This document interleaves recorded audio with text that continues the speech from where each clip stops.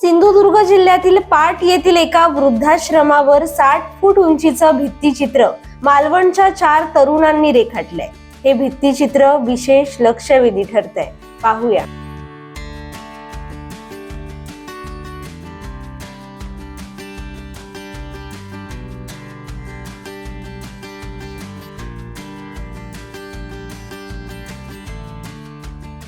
सिंधुदुर्ग जिल्ह्यातील पाट गावामधील वृद्धाश्रमाच्या 60 फूट उंच आणि 7 फूट रुंद भिंतीवर नुकतंच एक अप्रतिम भित्तिचित्र साकारण्यात आलंय।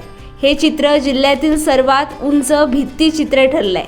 विशेष म्हणजे हे चित्र मालवणच्या 4 उत्साही आणि कलाप्रेमी युवकांनी केवळ 3 दिवसात पूर्ण केलंय।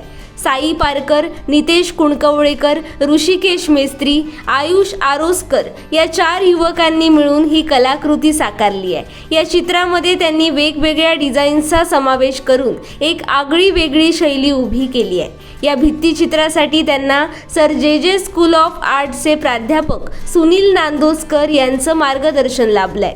या भित्तिचित्राचं सर्वत्र कौतुक होत असून स्थानिक नागरिकांपासून ते सामाजिक संस्थांपर्यंत अनेक जण या उपक्रमाचं स्वागत करतायत। सिंधुदुर्ग जिल्ह्यात याआधी इतक्या उंचीचं भव्य भित्तिचित्र कधीच झालं नव्हतं, त्यामुळे हे चित्र एक ऐतिहासिक पाऊल ठरत आहे।